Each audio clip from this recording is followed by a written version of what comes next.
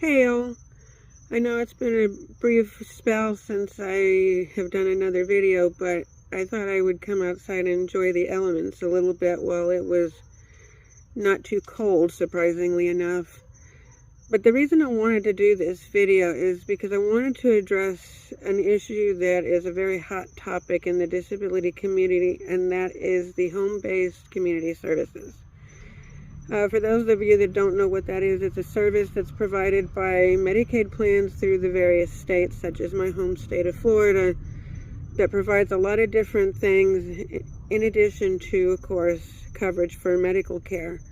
But sometimes it offers other things that might be needed, like, for example, like a child who may need to have horse riding therapy, or what they call hippotherapy. And this is a type of therapy that helps with things like to help them gain balance, or other types of services, including along the lines of mental health. Now, you may not know, and by looking at me, you'd be very surprised when I tell you that I'm disabled too, even though I'm an adult. But my conditions, including my cerebral palsy, yes, I have cerebral palsy, but it's very mild. You'd think that's not possible. Well, it is. And even though it is true that as far as degree of severity, everybody is different, it acts a lot like the same for everybody else. Anyway, I won't get into that because that's up for debate, and I know there's going to be people who tell me, but everybody's different. Okay, that's fine. That's not the point of this video, and that's not why I brought it up. Because, like I said, the purpose of this is to talk about the home-based care that is available. One of the other things that they offer is for vocational training and job coaching, which, that's great. Okay, so I was going to make a change to my Medicaid plan from going from straight Medicaid to one of these plans in the hopes of getting some additional help for, believe it or not, utility assistance, because I found out from a friend of mine that her significant other was getting this as part of his disability care, and that's great. So, okay, I went to sign up with one of these plans in the hopes of doing just that, and that's as I was looking over the plans, I also called the hotline for Florida Medicaid to ask some more questions, including to find out if for the one that I get, which is straight Medicaid, whether they offer that. Well, they don't. Okay, so we talked about the different a little bit more about the plans, and he says, okay, which one do you, after he showed me where to go to find the information, and he says, which one do you feel like would be the best option? So I told him. So, okay, well, in the process, I went ahead and signed up when I probably should have called beforehand to ask some more questions of the plan, and same thing with the others that are available in my region of the state of Florida. Well, I didn't, because I was desperate to get help, and that's a whole story for another video, like the story about my being disabled. That'll eventually be another video. But anyway, so I found out about the utility assistance, and then also asked about the fact that they offer the job coaching and the vocational training, which, like I said, that's great. So I further asked, so then I noticed along the same line that they also offer transportation, not just to medical appointments, but to other things like social engagements, like if you want to go to the library or whatnot, which again, that's great. So I asked the lady that I talked to, I said, does this also include going to work? Because yes, that's right, I do also work because of the fact that my disability, which is SSI, is unsustainable. So, of course, I'm working part-time. And for those of you that are wondering, yes, people on SSI can work a little if able. Social Security does allow this. Again, that's another story for another video. And, of course, other attorneys have talked about some of this, including the very top one. Anyway, so when I asked her about this plan option for transportation, she says, no, we don't cover work. Well, now here's where my outrage is. Because, and I told her, I said, look, if you're going to offer part of your plan for vocational training and job coaching, I said, tell me, how is the client who now has a job supposed to get to work if they don't have a way to get there? A number of these people who get jobs, not all of them, but a number of them, they have no way to get there. But yet they get this training and they get the job with the help of the job coach or however that's done. But now they have no way to get there. Not all of these clients have people that, and families or friends that can help them to get to and from work. And I'm no exception, because I don't drive. And I don't drive because of my CP, due to issues related to my CP. Well, I said, how are they supposed to do that? And she's like, I don't know. Well, you should, because if you're offering these services to begin with, why not include transportation to and from work? A number of these clients who when they do go to jobs, the wage that they get is very low. And the reason their wage is very low is to make sure that they don't lose their benefits that they get from Social Security. Now, is this fair that they get such a low wage or such low type jobs to begin with? No, but that's again another story for another video and another debate for another day. Because regardless of whether we agree or not,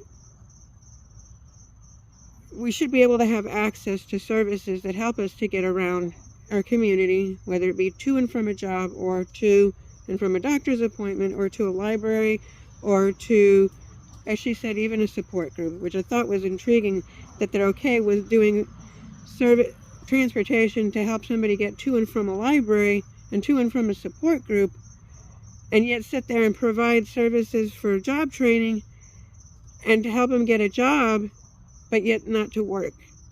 Well, I'm lucky in the sense that I work for the company that I do for the kind of wage that I get, and not everybody is this lucky, even though there are companies out there besides mine that do hire the disabled. And again, not to get into a debate because that's another topic for another day, for another video, something has to be done in order to make everything accessible to those who need to work, and of course those who want to work if they're able. Okay, so here's my point. If your plan through Medicaid is going to offer all these wonderful services, including job coaching and vocational training, you have to include transportation to and from work, because otherwise these people are not going to be able to keep their job, no matter how much they like it. And I don't know how we fix this, because the government's a mess. We know that. And of course, it went through a shutdown recently at the federal level. Everybody says that the federal government needs to be involved. Okay, well, that's not their job. So this has to fall to the states, and that means we need to fix the problem. But how do we fix it? Because all the organizations out there that claim to help the disabled, they have an agenda that doesn't match ours. They'd rather focus on voting rights, which of course that's important too, but how are we going to be able to do those things, including go to vote, if we have no way to be able to do that? Some of our areas, the transportation is limited, and in my area, even though we have public transportation, it's hideous. I kid you not.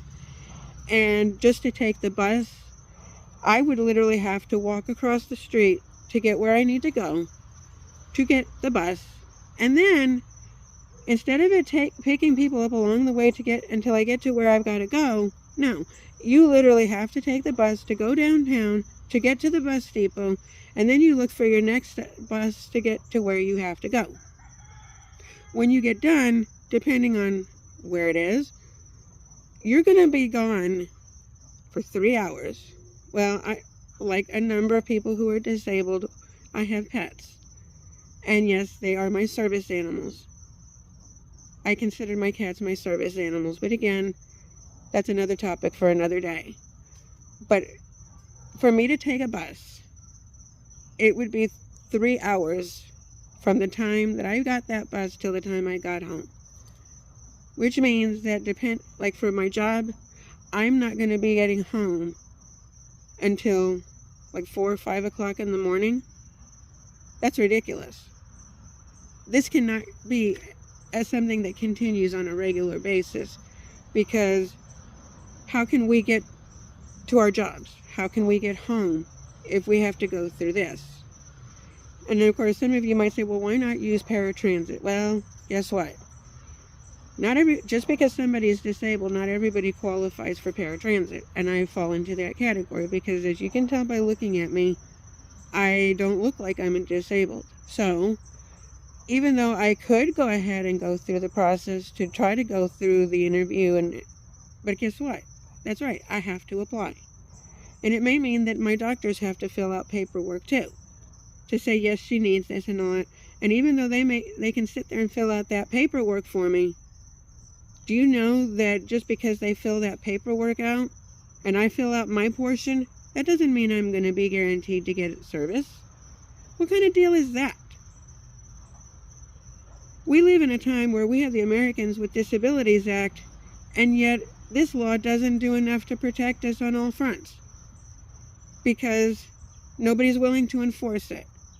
Again, that's another topic for another day, and I may do a separate video on that. But for now, my point is that if you guys really want to make sure that we're able to succeed in the community, including to be able to get to and from work, you need to make sure that we have easy access to transportation, because this is outrageous. Everybody wants to sit and say that this home-based care is such a wonderful thing and that the government needs to be involved in making sure it stays afloat and everything. Well, like I said, the federal government's job is not to do that. But again, I'm not going to go into all the semantics for why not, because that's beside the point. This is something that needs to be fixed by the states. And I don't know that they're going to do that anytime soon. Because for those that want to work, some that are more severely disabled than myself that want to work, we already have people out there that would like to see them not exist. And that's not right. But because we want to be able to succeed at functioning in this world to the best of our ability, keep our bills paid, quit making this difficult. And that includes for what we have to deal with SSI. Which again, all the issues there and why people want changes there, that's a topic for another video too. But I highlight this because of the fact that SSI is unsustainable. And this is exactly the reason why I have to work and why so many others are having to do the same. I'm getting so over this, but now I'm in a position where I was supposed to go to work tonight, but because I don't have enough money for my usual transportation, which is Uber and Lyft, I can't go to work. And I've already just pointed out to my company, I think there needs to be some kind of a discount partnership between Uber and Lyft, because so many of us use it to get to and from work. On average, for me to go to and from work, it can cost me about $20 at the minimum, and that's just one way. For my way home, depending on the time that I get off of work, it can be about 25 or 30 when that surge is on, because of the fact that everybody else is out there trying to get where they're going. And some of them, even though they're able-bodied, are trying to get to and from work. I don't know how we fix this, but something has to be done. And if you guys would like to see this disability community be able to get into a position where they can get to be part of a normal part of society, which includes a job, we have to fix this.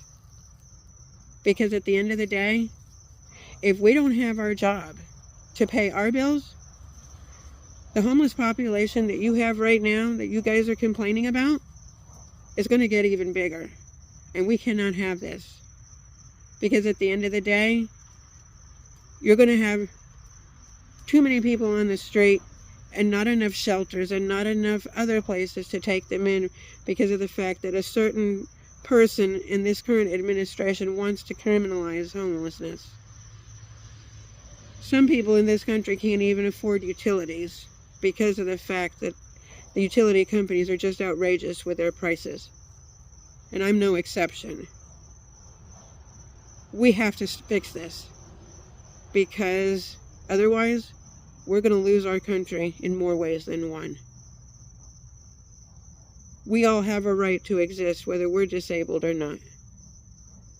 That's my point, and I'm sticking to it. I wish you all the best, and I hope that it's comfortable where you are today and that you can enjoy the rest of your evening. Thank you.